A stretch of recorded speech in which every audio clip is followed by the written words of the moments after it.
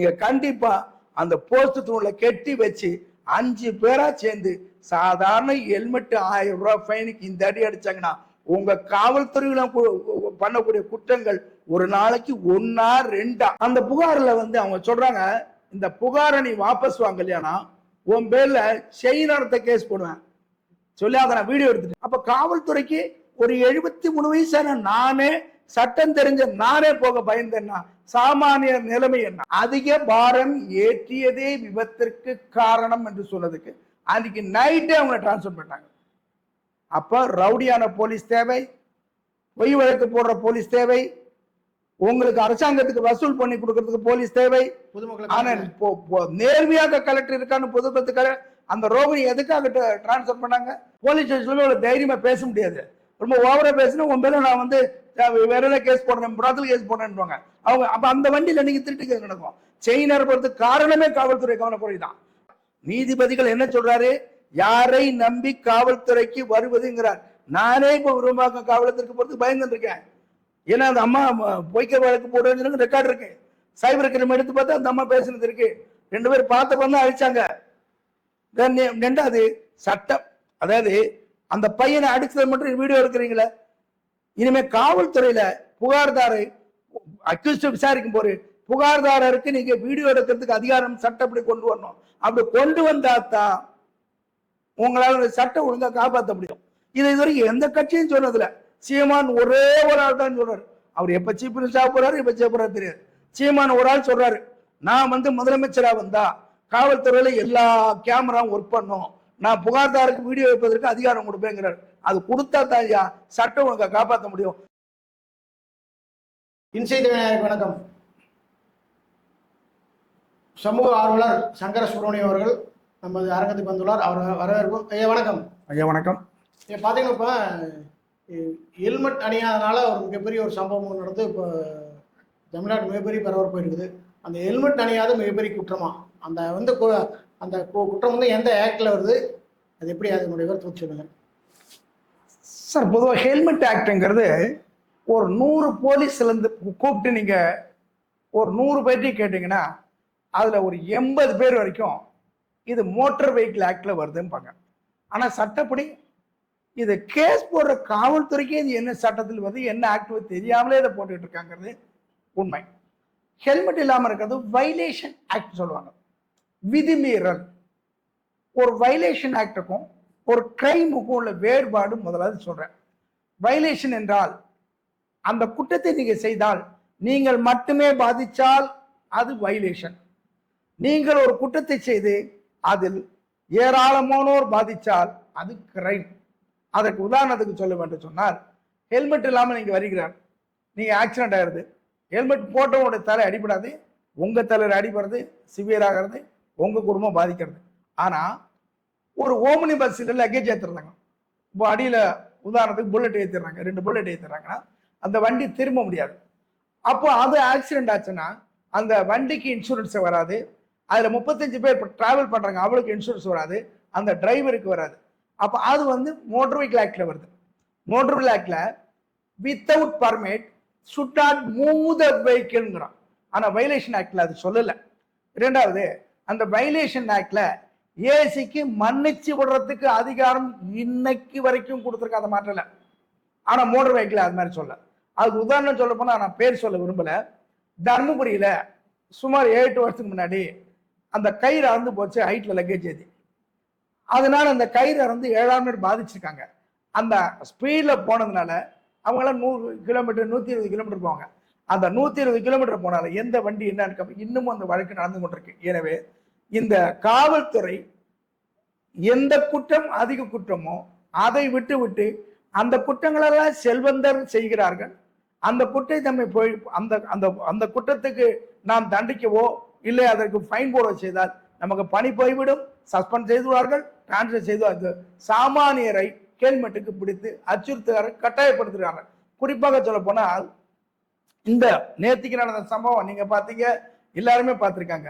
அதுல கிட்டத்தட்ட அந்த குற்றம் பண்ண அதிகாரிக்கு 307 நிச்சயமாக போக வேண்டும். அந்த அம்மாவை இந்த ஹெல்மெட் போடாததுக்கு ஃபர்ஸ்ட் கேட்டிருக்காரு. அது ஒண்ணு பெரிய, அதான் வைலேஷன் ஆக்ட்ல ஒரு அரசாங்கத்துக்கு 100 ரூபா வருமானம் தான் வருது, அவர் தான் சாக போறாரு. அவர் சாகிறத விட அவ அம்மாவை இவர் தாக்கியிருக்காரு, அந்த இருசக்கர ஓட்டிட்டு இருந்தவரோட தாயார தாக்கியிருக்காரு. அந்த வெறுப்புல இவர் அவரை தாக்க போனது, அவரை தாக்க போகல, அந்த சட்டையை அவர் தொட்டதுல இந்த பட்டன் அந்த அந்த ஸ்டார் கீழ் விழுந்ததுக்கு அந்த பெண்மணியை, அந்த வயது முறிந்த சீனியர் சிட்டிசனை ஒரு பெண்மணி பிடித்து வைத்துக் கொள்வரும் நகர விடாமல், அந்த ஓட்டி இருசக்கர வாகனம் ஓட்டி வரை சுமார் ஒரு 4 பேருக்கு மேல் ஒரு போஸ்ட் தூணில் கையை வளைத்து பிடித்துக் கொண்டு அதை தாக்குவதும் நிச்சயமாக யாராலும் ஏற்றுக்கொள்ள முடியாது. இந்த குற்றத்துக்கு இவ்வளவு பெரிய தண்டனை என்று சொன்னால், தினமும் ஒரு காவல்துறையிலும் அவரை உடனடியாக டிஸ்மிஸ் பண்ணிய குற்றங்கள் ஏராளமான குற்றங்கள் செய்திருக்கிறார். உதாரணத்துக்கு சொல்ல போனால் இந்த குற்றத்திற்கு அவர் உடனடியாக அவரை சஸ்பெண்ட் பண்ண வேண்டும், 307 வழக்கு பதிவு செய்ய வேண்டும். ஏனால் ஒரு 5 பேர் சேர்ந்து நீங்க பப்ளிக்லயே இந்த மாதிரி அடிச்சீங்கன்னா நீங்க போலீஸ் ஸ்டேஷன்ல எப்படி செய்ய? அந்த ஆய்வாளரை இவரை தாக்கி ஆய்வாளர் 307 போட வேண்டும். நீங்கள் சாதாரண பொதுமக்கள் நிலையில் உலக அளவில் இதை பார்க்கும் அளவுக்கு தாக்கி இருக்கிறே, அவர் காவல் நிலையத்துக்கு சேர்ந்திருந்தால் நீங்கள் லாக்அப் டெத் ஆகுமா ஆகாதான். காவல் நிலையத்துக்கு புகாரார் வருவதற்கு பயப்படுறார்கள். நான் கூறவில்லை, பல நீதிமன்றங்கள் யாரை நம்பி காவல் நிலையத்திற்கு வர முடியும்னு கேட்கிறாங்க. ஒரு சின்ன உதாரணம் சொல்றேன். இவர் இந்த ஹெல்மெட்டுக்கு ஏன் இவ்வளவு கட்டாயப்படுத்துறாங்கன்னா, கவர்மெண்ட் ஒரு டார்கெட் கொடுத்துருக்காங்க, நீங்க இவ்வளவு கேஸ் போடணும் இன்னும் கொடுத்துருக்காங்க, இவ்வளவு வசூல் பண்ணி கொடுக்கணும், இவ்வளவு வசூல் பண்ணி கொடுக்கணும். ஆனா வயலேஷனுக்கு கொடுக்குறாங்க, கிரைமுக்கு கொடுக்கறது இல்லை. அதுக்கு ஒரு சின்ன உதாரணம் சொல்றேன். அரசு அதிகாரிகள், கலெக்டர், குறிப்பாக கலெக்டர், நேர்மையாக ஒரு கலெக்டர் இருந்தார், அவர் பணிப்படி முடியாது.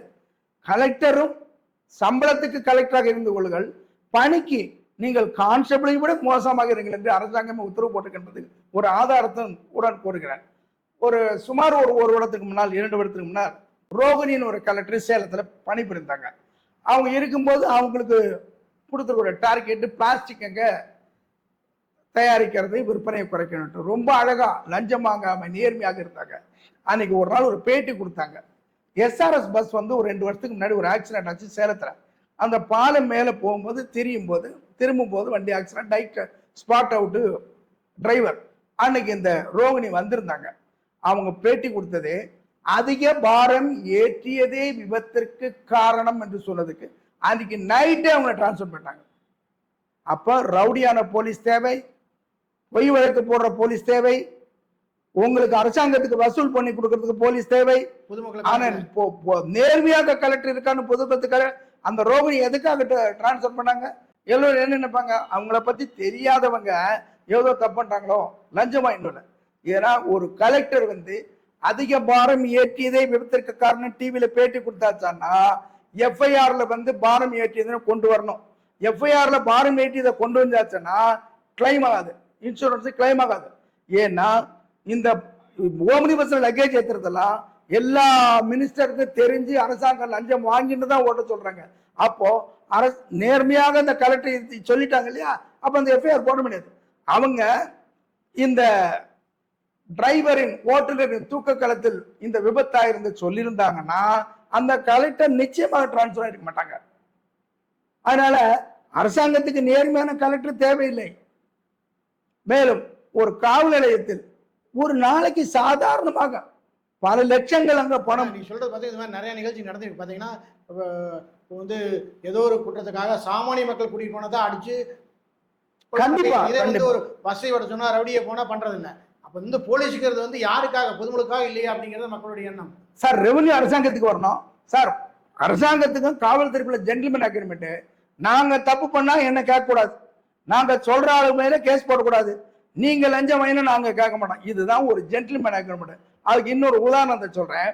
இப்ப சாதாரண ஸ்டேஷன் பெயில் கொடுக்கலாம்னு ஒண்ணு இருக்கு. இந்த ஸ்டேஷன் பெயில் ஒரு குற்றவாளிக்கு ஒரு புகார்தாரா இருந்தா ஒரு தடவை தான் கொடுக்கலாம். இந்த பாருங்க, ஒரு குற்றவாளிக்கு சம்திங் கேஸ் 1 மாசம், அடுத்த மாசம் ஃபைனான்ஸ் 2. அப்படி ஸ்டேஷன் பெயில் கொடுத்ததுனால தானே அந்த கூட்டத்தை பண்ணாரு. அப்படி லஞ்சம் வாங்கினது ரசீது கொடுத்த மாதிரி இருக்கா, இல்ல ஸ்டேஷன் பெயில் கொடுத்த மாதிரி இருக்கா? அதை விட 23வது கோர்ட்டு சேதப்பட்டு நடக்குது. இதுக்கு சார்ஜ் ஷீட்டு நீங்க 3 வருஷம் கொடுத்து போட்டுக்கிறீங்க.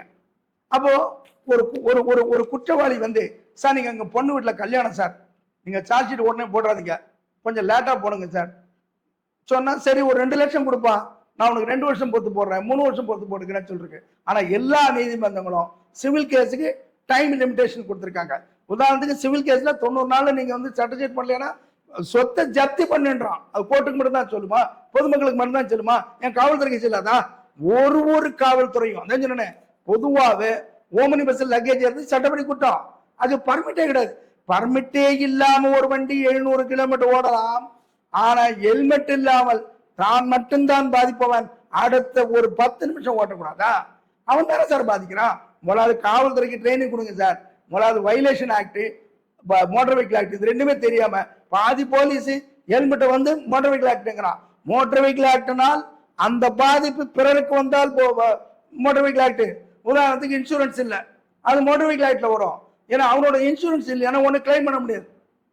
ஹெல்மெட்ல இவ்வளவு இவனுக்கு தான் பாதிப்பு, அவன் பாதிக்கிறான். ஐயா அவனே விழுந்து அவனே செத்து போறதுக்கு நீ இந்த தாக்குதலுக்கு அரசாங்கம் அவர் பேர்ல ஒரு 301 போடலையானால் யாருமே இப்போ இல்லை. நீங்க சொல்றது இது மாதிரி தொடர்ந்து நிறைய நிகழ்ச்சி நடந்துருக்குது, நிறைய நடந்துட்டு இருக்குது. ஆனா வந்து போலீஸ் வந்து தொடர்ந்து தான் நோண்டிட்டு இருக்காங்க. அது வந்து அவங்க வந்து அதை வந்து ஒரு இதான் நினைக்கிறது இல்லையே சார். இதுக்கு ஒரே காரணம் என்ன தெரியுமா சார், எவ்வளவு பெரிய மேஜர் அஃபென்ஸ் பண்ணாலும் காவல்துறை அவங்களுக்கு கொடுக்கறது சஸ்பென்ஷன்.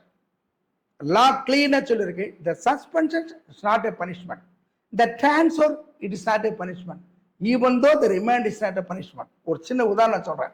சஸ்பென்ஷன்ல 6 மாசம் இருக்கான், திருப்பி அவனை வேலைக்கு ஜாயின் பண்ணா ரிவைக் பண்ணும்போது அந்த பணத்தை கொடுத்துருவாங்க, பேலன்ஸை கொடுத்துருவாங்க. ஆனா சட்டப்படி அது டிபார்ட்மெண்டல் என்கொயரி வச்சு அவன் பண்ணின தப்பு உண்மையா இருந்தால் 226ங்கிற ஒரு கான்ஸ்டியூஷன் இருக்கு, அதுல அவனை ரிமூவ் பண்ணி அவனோட பிஎஃப்ஏ கொடுக்கக்கூடாது. அதாவது பொதுமக்கள் இந்த நிறைய இடத்துல சொல்றாங்க, தண்டனைகள் அதிகரித்தால் குற்றங்கள் குறையும்ன்றாங்க. அதிகமா குற்றங்கள் செய்வதே காவல்துறை தான் என்பதற்கு ஒரு சின்ன உதாரணம் சொல்றேன்.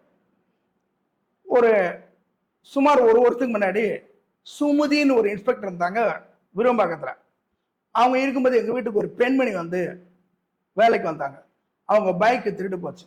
இந்த பெண்மணிக்கு சந்தேகம், அந்த பைக்கு சாவி எங்கிட்ட இருக்கு, ஒரே தட்டில் ஸ்டார்ட் பண்ணிட்டு போயிட்டாங்களே, இது எதனால ஸ்டார்ட் ஆயிருக்கும்னு சொல்லி பார்த்தா, யார்கிட்ட அவங்க ரிப்பேருக்கு விட்டாங்களோ அவங்களே அந்த ஒயரை கைட்டு கொடுத்துருக்காங்க. திருப்பி மறுநாளைக்கு அந்த சுமதிங்கிற இன்ஸ்பெக்டர் போய் கம்ப்ளைண்ட் கொடுக்குறாங்க. ஐயா ஒரு பைக் திருட்டு போச்சுன்னா முதலாவது கமிஷனர் வந்து அதை நீங்க எஃப்ஐஆர் போட்டாகணும் சொன்னாதான் குற்றத்தை குறைக்க முடியும். பெட்டிஷனா தான் ட்ரீட் பண்ணாங்க. அதுக்கப்புறம் புட்டேஜ் இருக்கான்னு கேட்டாங்க.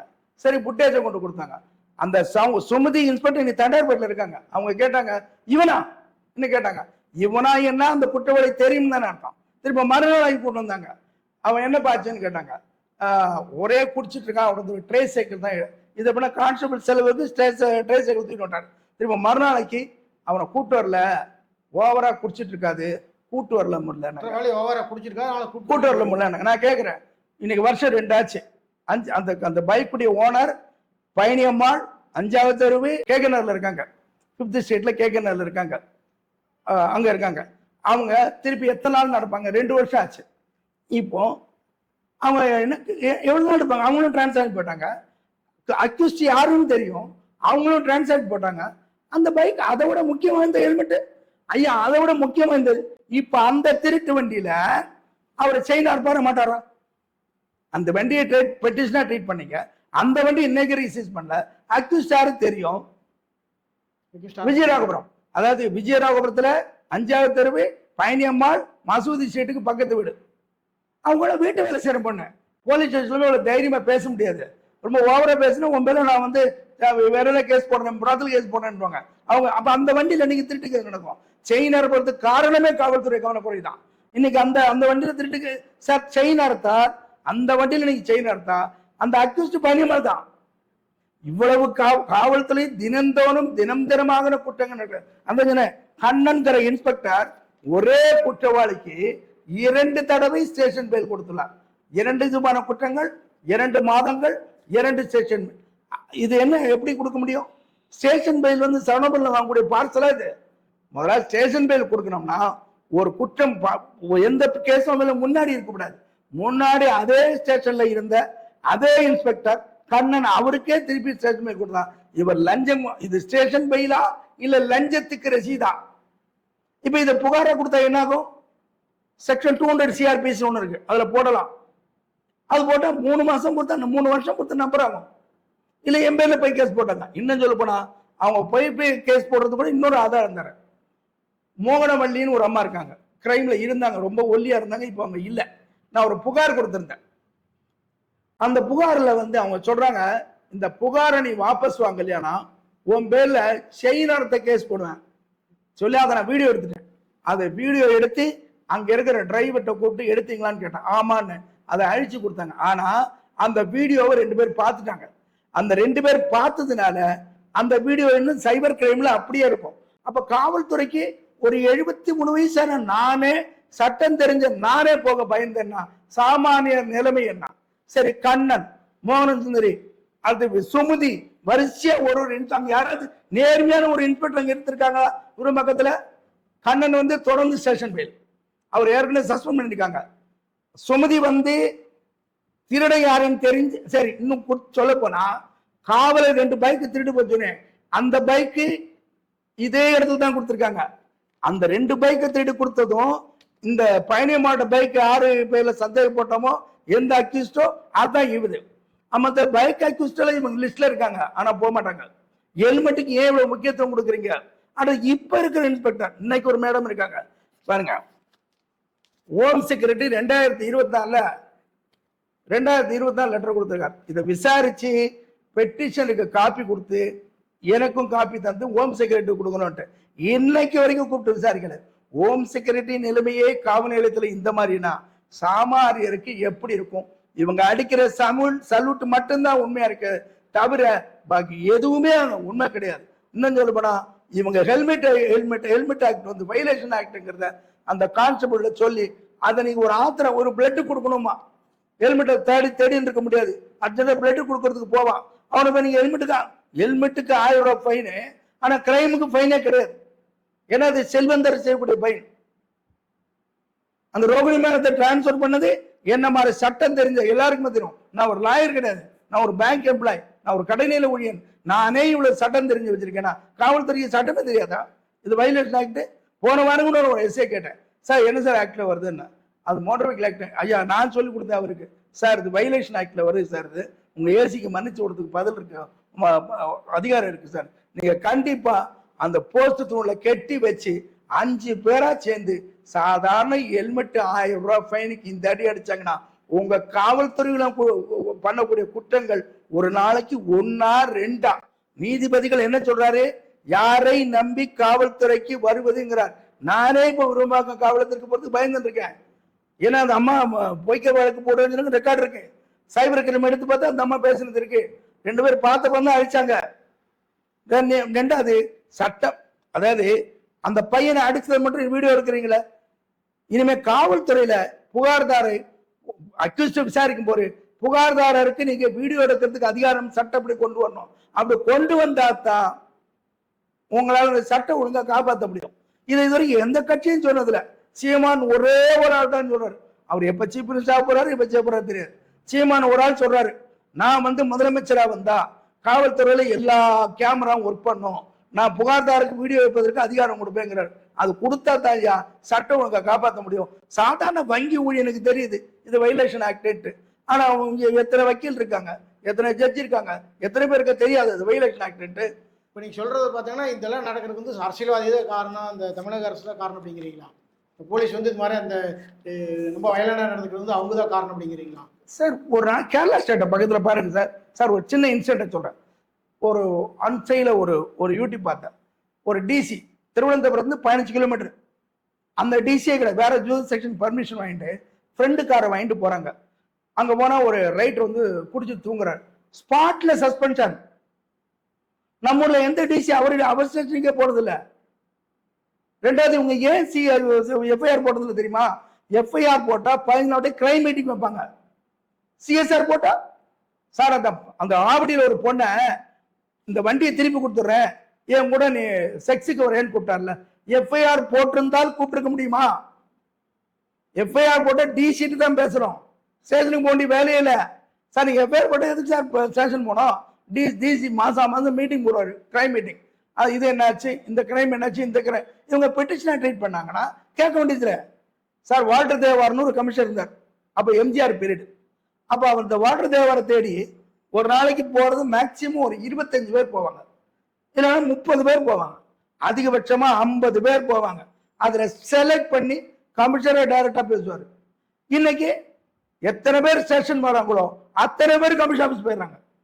அப்போ கமிஷன் ஆபீஸ் பார் அட்டாச்சு பிரான்ச்சுங்கிற மாதிரி ஸ்டேஷன் அட்டாச்சு கமிஷன் ஆபீஸ் வச்சுக்கலாமே. சார் 73 வயசு ஆகுது, எனக்கு எல்லா சட்டமும் தெரியும். ஓகே சார், வந்து இது வந்து இதுக்கு தீர்வு என்ன? இது வந்து எப்படி வந்து மக்கள் வந்து எப்படி இது பண்றது, எப்படி தீர்வு இது? சார் இது பாதிக்காத இருக்கிறதுக்கு என்ன இப்ப நீங்க கேட்கறதுக்கு ஒரே கேள்வி. அடிக்கடி காவலர் பேட்டி கொடுக்குறாங்க, காவல் ஸ்டேஷன்லையும் சொல்றாங்க தண்டனைகள் அதிகரித்தால் குற்றங்கள் குறையுங்க. முதல்ல காவல் நிலையத்தில் இருக்கிறவங்க குற்றத்தை குறைங்க, வெளியில தன்னால குறைஞ்சிருமே. அந்த 2 வருஷம் ஆச்சு சார், இந்த பயணியம் ஆளுக்கு 2 வருஷம் ஆச்சு வண்டி திருடு போய். அக்யூஸ்ட் யாரும் தெரியும், எங்க வித்தான் தெரியும், அந்த மாதிரி டிரான்ஸ்பர் ஆகி போயிட்டாங்க. இன்னைக்கு அந்த வண்டி திருட்டு வண்டி தான், இன்னைக்கு அந்த வண்டியில செய்யலாம் சார். இன்னொன்னு சொல்றேன் சார், நானாக ஒண்ணு சொன்னா நீங்க கமிஷனரோ ஒரு ஏசி விசாரணை கூப்பிடுவாங்க, அவங்க சொன்னதே கூப்பிடுறேன். மதுரையில ஒரு எஸ்பி வந்தார், வந்த மறுநாள் மார்வேடத்துல போனார், அவர் தானே சார் பேட்டி கொடுத்தாரு. நீங்க நைட் ரவுண்ட்ஸ் போறதெல்லாம் ஒரு நாளைக்கு 2000-3000 ரூபாய் சம்பாதிக்கத்தான் போறீங்கன்னு சொன்னார்.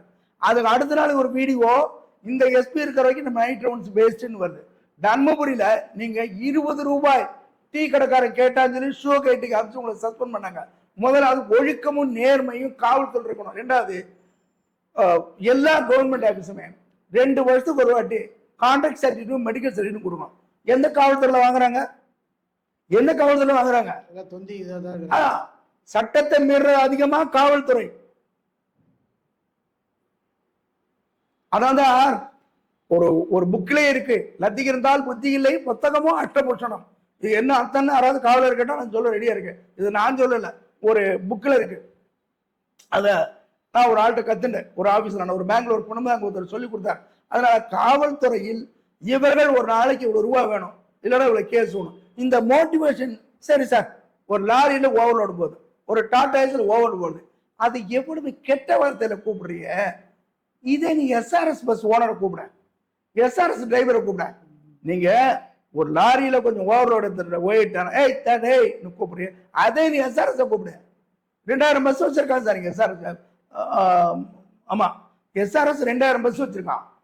அப்ப நீங்க செல்வந்தெல்லாம் எலெக்ஷனுக்கு பணம் வருது, நாங்க பார்த்துப்போம், இந்த யாராவது சடங்கு சார் ஒன்னே வேணாம் சார், நான் வந்து ஹெல்மெட்டா போறேன், என் பின்னாடி ஒரு பஸ் வருது ஹைட் லோடு சார், ஹைட் லோட பிடிக்கல சார், என்ன ஏன் சார் ஹெல்மெட் இப்படி கேட்டு பாருங்க, அடுத்த செகண்ட் மாவுக்கிட்டு கஞ்சா கேஸ் சார். முதலாவது கஞ்சா கேஸ் இவங்க போறது பாதிக்கு மேல பொய் சொல்லி சுப்ரீம் கோர்ட் சொல்லுது சார். சார் கஞ்சா கேஸுக்கு சாதாரண ஒரு வங்கி ஊழியர், கடைநிலை ஊழியர் கஞ்சா கேஸ் ஆக்ட கூட கஞ்சா இந்த சாரி கூண்டாஸ், வெரி சாரி தப்பா சொல்றேன், கூண்டாஸ் இவங்க போடுறாங்க பொய் கேஸ்.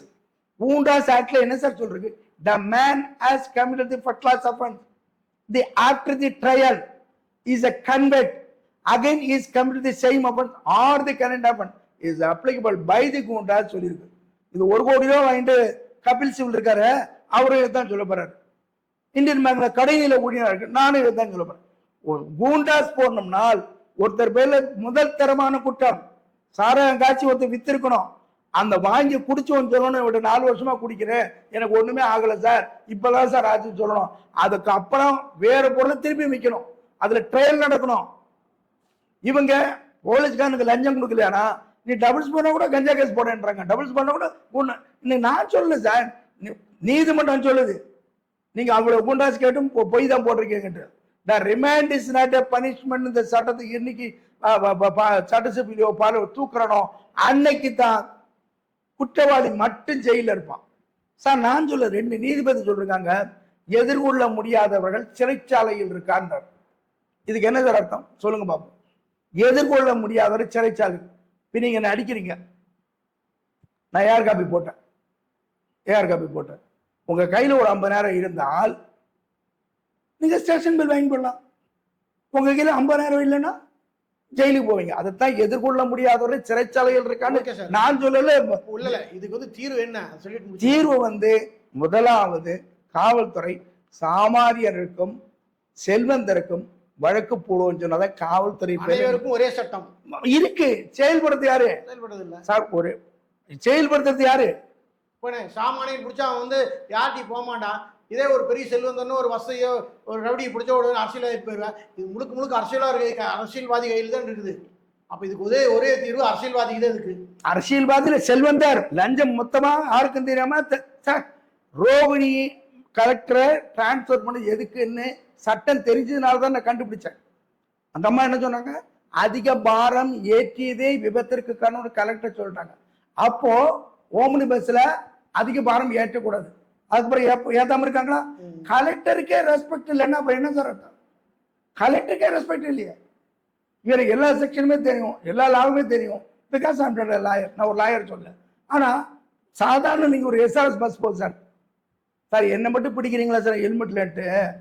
அந்த எஸ்ஆர்எஸ் பஸ்ல ஹைட்லோடு ஏற்றுக்கணும், அதுக்கு பர்மிட்டே கிடையாது சார், அது இன்சூரன்ஸே கிடையாது. அதை சொல்லி பாருங்க. அந்த 5 போலீஸ்காரன் சேர்ந்து கஞ்சா கேஸ் போடுறாங்களா இல்ல என்ன கேஸ் போட பூண்டா எப்படியாவது அடிச்சு உங்களை துவைச்சிருவாங்க. அதனால தான் கேட்ட படத்தை கொடுத்துட்டு போயிடுறான். சார் காவல்துறை லஞ்சமாகன்னு நான் சொல்லவே இல்லை. மதுரை எஸ்பி மாறுவேடத்துல போய் ராத்திரி ஆட்டோக்காரனாவும் டாடா ஏசில போய் நீங்க நைட் ரவுண்ட்ஸ் வரதுக்கு 3000 ரூபாய் ஒரு நாளைக்கு சம்பாதிக்கிறீங்க சொன்னார். சார் எம்பேர்லயே பொய் வழக்கு போடுவேன்னு சொல்லி இப்ப சைபர் கிரைம்ல இருக்கு. அந்த அம்மா பேர் மோகனவல்லின்னு பேரு, விரும்ப காவல் நிலையத்துல. இந்த இப்ப இருக்கிற இன்ஸ்பெக்டர் இன்னும் விசாரிக்கவே கூப்பிடல. இப்போ சார் ஒண்ணு வேண்டாம் சார், நீங்க சொல்றீங்க காவல்துறை நேர்மையா இருந்தால் டைரக்ஷன் வாங்குறதுக்கு எதுக்கு சார் 6 மாசம் ஆகுது? காவல்துறை நேர்மையா இருந்தா டைரக்ஷன் வாங்குறதுக்கு முன்னாடி ஹைகோர்ட்ல 15 நாள் தான் ஆகும். வெறும் 15 நாள் தான், இன்னைக்கு 3 மாசம் ஆகுது. ஆனா நான் நீதிமன்றத்தை ஒண்ணு வேண்டி கேட்டுக் கொள்கிறேன், இனிமேல் காலதாமதமாக வருஷக்கணக்காக ஃபைல் பண்ணால் எப்படி நீதிமன்றம் பப்ளிக்ல கேட்குறீங்கல்ல இந்த காலதாமத காரணம், அதை போலீஸையும் கேட்டு நீங்க அவங்களுக்கு மெமோ கொடுக்கணும் காலதாமத்துக்கு ரீசன் சொல்லிட்டு. அப்படி சொன்னா மக்கள் இன்னைக்கும் சொல்றேன், சாமானியர் காவல் நிலையத்துக்கு தைரியமா போக மாட்டேங்கிறான். ஒண்ணு வக்கீல கூட்டு போறான், இல்ல யாரையாவது கூட்டு போறான். இன்னும் சொல்ல போனா இன்னும் உணவுல சொல்லிட்டு முடிச்சுக்கிறேன் சார். நான் ஒரு புகார் கொடுத்தேன் 9ஆம் தேதி, 15ஆம் தேதி அன்னைக்கு ஒரு அரசியல்வாதி கைது போறாரு, அதுவும் கம்ப்ளைண்ட்லயே கைது போறாரு. அதுக்கப்புறம் சிஎஸ்ஆர் போடுறாங்க. அப்ப இந்த காவல்துறை நடத்துறது போலீஸா இல்ல கட்சிக்காரன் தான் ஆஸ் பர் தி டாக்குமெண்ட்ஸ். எனவே இந்த அரசு கேட்டுக்கிறது சார், வர அரசாங்கம் எந்த அரசாங்கமே ஹெல்மெட் கேஸுக்கு நீங்க இவ்வளவு ப்ரெஷர் கொடுக்கறதா இருந்தால் எல்லாருக்குமே கொடுங்க. எல்லாருக்குமே வராது. காவல்துறைக்கு தைரியமா வரதுக்கு நம்பிக்கை உண்டு பண்ணுங்க. காவல்துறைக்கு உள்ள வரதுக்கு பயப்படுறோம் நாங்களாம், அந்த தைரியத்தை உண்டு பண்ணுங்க சார். காவல்துறைக்கு பொறுத்து நான் சார் சரி, இவங்க நேர்மையான இருந்தா எத்தனை பேர் காதிர்போர் பட்டியல் இருக்காங்க. ஒரு மேடம் சொல்றாங்க, நீங்க நான் சிஎஸ்ஆர் ஃப்ரீ நினைச்சீங்களா? ஃப்ரீயா வாங்கி போயிடுவீங்களா? வக்கீல்கிட்ட பணமே கொடுக்கலையா? 2000 கொடுக்கவே இல்லையா? சொல்லவே இல்லையா உங்ககிட்ட? அப்ப நீங்க லஞ்சத்துக்கு ரசீதே கொடுத்துடலாங்கிறேன். நான் என்ன சொல்ல, லஞ்சத்துக்கு ரசீது கொடுத்துட்டு அப்புறம் ஐடியில கொண்டு வந்துருங்க. 60% 80% கவர்மெண்ட்டுக்கு, 20% அம்மங்களுக்கு வாங்குறது வெட்ட வழியா தெரிஞ்சு போச்சு சார். எதற்கு ஓமனி பஸ் லக்கேஜ் போவோம், இந்த பக்கம் ஹெல்மெட்லாம் போவான், அவனுக்கு அடி உத சார். அதை விட்டுட்டா என்ன சார், விரட்டி பிடிக்கிறாங்க. அது மாதிரி இரு சக்கர வாகனம் தொலைஞ்சு போச்சுன்னு வச்சுங்க, அதை விரட்டி பிடிக்கிறேன். அந்த சாரிகிராம போலீஸ் ஸ்டேஷன் தான் சொல்ல. அதை விட இன்னொன்னு இதை கூட சொல்லிடுறேன். அதுவும் அந்த சுமதிங்கிற இன்ஸ்பெக்டர், முன்னாடி இன்ஸ்பெக்டர், எங்க வீட்டில் ஒரு அம்மா போயிருந்தாங்க. ஒரு அலற சத்தம் என்னன்னு கேட்டேன், செயின் அறுத்துன்னு போயிட்டான். அப்புறம் அந்த அம்மா எங்க வீட்டில் உட்கார வச்சுட்டு நான் கொஞ்சம் அப்படி சுத்தி எல்லாம் பார்த்தேன். ஏன்னா எனக்கு ஒரு சந்தேகம் என்னன்னா, இந்த கிரைம்லயே நான் அப்படியே ரோல் பண்ணிட்டு இருக்கிறதுனால எப்பவுமே செயினை திருநானா ஒயர்லெஸ்ல போவோம், அவனை யாராவது ரோட்ல பிடிச்சிடான்னு சொல்லிட்டு பார்த்திபன் ஹோட்டலே பார்த்தேன். அந்த வண்டியில் திருப்பி அந்த அம்மாவை கொண்டு விட்டேன். அந்த அம்மாவை கொண்டு விட்ட உடனே திருப்பி டீட்டெயில்ஸ் பெட்டிஷன், முதலாவது சிட்டி கமிஷனர், செயின் அறுப்பு கேஸு, வண்டி திருட்டு, ரெண்டுக்கும் எங்கிட்ட யாராவது வந்தா உங்களை நான் டிஸ்மிஸ் பண்ணிடுவேன், நீங்க எஃப்ஐஆர் தான் போகணும் சொன்னதான் உண்மையான குற்றவாளியும் கண்டுபிடிக்க முடியும். இவங்க 2 கவர்மெண்ட்டுமே என்னுடைய ஆட்சியில 2000 தான் வந்தது, உங்க ஆட்சியில் 2500 வந்தது கணக்காடுறதுக்கு வச்சிருக்காங்க. அப்புறம் திருப்பி அந்த அம்மாவை போலீஸ் ஸ்டேஷனுக்கு நான் தான் கொண்டு போறேன். அப்புறம் டெய்லி கேட்பேன், செயின் கொடுத்தாலும் கொடுத்துட்டாங்க. எப்படி பிடிச்சிட்டாங்களா? திருநெல்லாம் படிக்கல, கண்ணிலே காட்டல, 4 பவுன் போச்சு, 2 பவுன் வேற கொடுத்தாங்க. அப்ப என்ன ஜிஆர்டி வச்சு நடத்துறாங்க? விரும்ப ஸ்டேஷன்ல ஜிஆர்டி வச்சு நடத்துறாங்களா? முதலாவது குற்றவாளி சார். ஒரு பொண்ணு குடாஜில் சொல்றான், கொலைகாரன் கொள்ளைக்காரனை காத்து நாங்கள் பயப்படவே மாட்டோம், அவங்களாம் 100 ரூபாய்க்கு பொருள் வந்தாங்கன்னா கொடுத்துருவாங்க 100 ரூபா, ஆனால் 80 ரூபா ஆச்சு 20 ரூபா திருப்பி கொடுத்துறேன். இங்கே பெட்ரோல் வண்டியில் வந்தாங்கன்னா கூர்க்கு, தண்ணி பாட்டிலு, கூல்ட்ரிங்க்ஸு அவங்கள்ட்ட கேட்டோம்னா ஏதாவது கேஸ் பான்பரா கேஸ் போட்டுருவாங்கன்னு பயந்து போயிருக்கிறோம். எனவே காவல்துறை அதிகாரிகள் மேல் அதிகாரிகளை பார்த்து இந்த ஹெல்மெட்லாம் போடுறது அவ்வளோ பெரிய மேஜர் அஃபென்ஸ் இல்லை.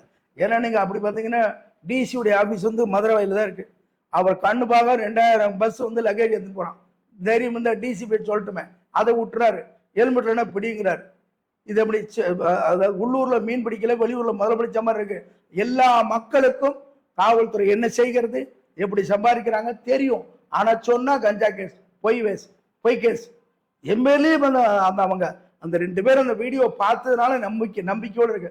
நான் கமிஷன்ட்டு சொன்னேனே, என் பேர்ல பொய் வழக்கு போடுறேன்னு சொல்லி மோகனம் வள்ளி சொல்லியிருக்காங்கன்னு சொன்னேன். இன்னைக்கு வரைக்கும் கமிஷன் கூப்பிடலையே. இன்னும் சார் ஹோம் செக்ரட்டரி 2 வருஷத்துக்கு முன்னாடி விசாரிங்க லெட்டருக்கு இன்னும் விஷயம். ஹோம் செக்ரட்டரியுமே இவங்க மதிக்கலைனால் அப்புறம் நாங்கள் என்ன, அப்புறம் கலெக்டருக்கு என்ன? எனவே இப்பொழுது புதிய கவர்மெண்டாக இருந்தாலும் சரி, பழைய கவர்மெண்டாக இருந்தாலும், செயின் திருட்டு போனாலும் பைக்கு திருட்டு போனாலும் எஃப்ஐஆர் போட்டால் தான் குற்றவாளியை கண்டுபிடிக்க முடியுமே தவிர, நீங்க பெட்டிஷனா போட்டீங்கன்னா அந்த வண்டி கண்டுபிடிக்க வரைக்கும் அதே வண்டியில திடீர்னு இருப்பான். ஸோ குற்றத்தை அனுமதிப்பது காவல்துறையை தவிர பொதுமக்கள் அல்ல. நன்றி சார்.